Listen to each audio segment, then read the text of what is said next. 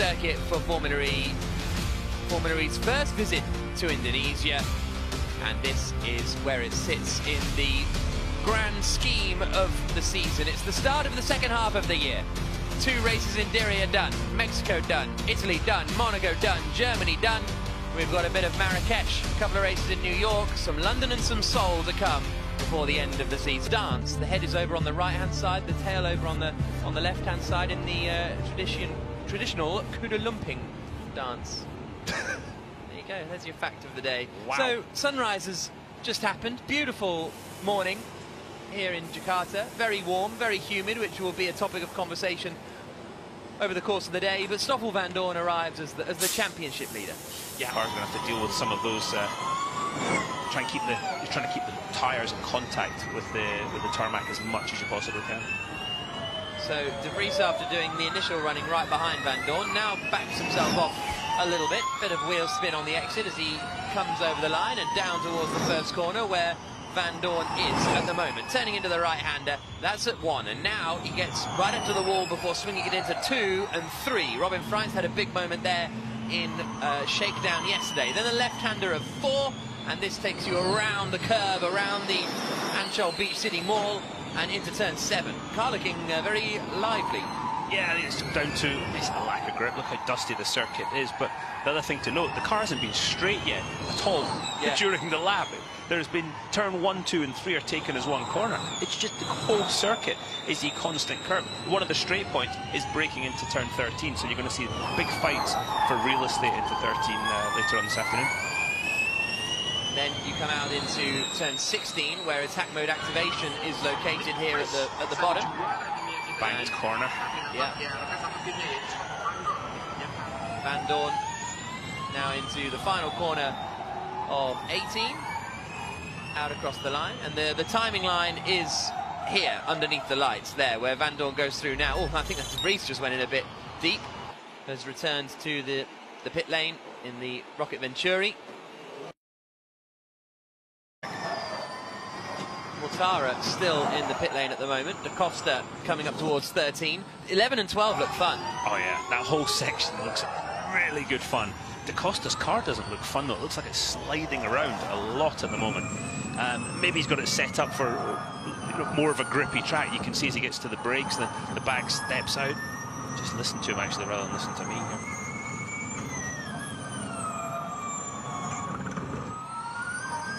Yeah, you've got to say the DS Techeetah looks a bit oversteery. The back sliding, less grip in the back of the car right now than the front. That will improve as the rubber goes down in the circuit. How difficult is it to remember that? Yeah. The tyres are torture. That's going to be a proper corner. Yeah, there's a bump right in the middle of the straight. You see Jake Dennis going over it, and you can hear the noise of the cars go over the curbs on the inside of the corner. Yeah, I think this is going to be a difficult place this afternoon to race. You see Roger Griffiths, team principal of the Avalanche and Andretti team. He looks like he's perspiring already. It's yeah, it was humid when we got here at 6 o'clock this morning. Robin Freins and the Envision. Looks like the engine cover was about to come off, I think. So maybe a bit of setup work going on in the back of the car. As we look now at Max Günther in the Nissan. Only 1 points finish for Günther so far this season, which was a 9th place in Mexico City. His teammate Sebastian Buemi has picked up 3 points finishes, but 2 14ths in Berlin were all that Buemi had to show. Gonna have a hairpin, especially one with a wide entry like that. That's going to be interesting to see how people choose to take that corner this afternoon. Whether they try and defend on the way in, or or take the normal line. But God, that's such a wide exit out of turn 1.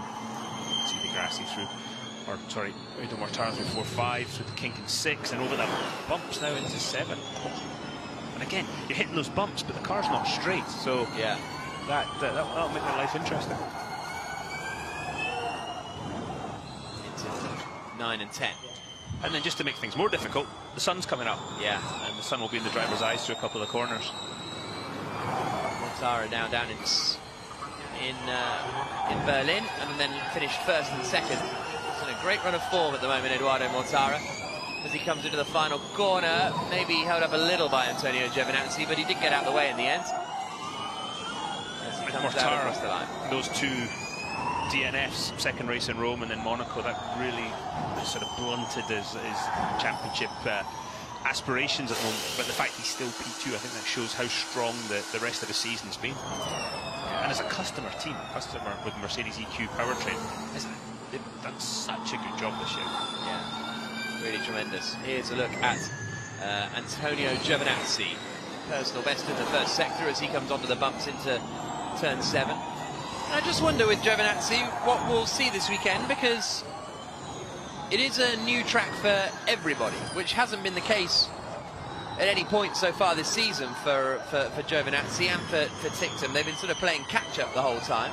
There was a caterpillar on the track. Ah. I was just watching that. Yeah, Giovinazzi's, I think he's struggled to get his head round the way to race a Formula E race, but then even the car, he's used to massive downforce Formula 1 cars and big slick tyres. These cars are designed specifically to slide around a bit, no aerodynamics, and it's almost more difficult to get back into a slower car than it is to go into a quicker car. 14.5 minutes to go, so we are over halfway through the session now. Cassidy slots into 10th place. Giovinazzi goes to the inside of Oliver Rowland. Here's a look at Giovinazzi at turn 13, getting quite wide. That'll be the limit. Yeah. You can see when all the dust's coming up, that's not conducive to grip.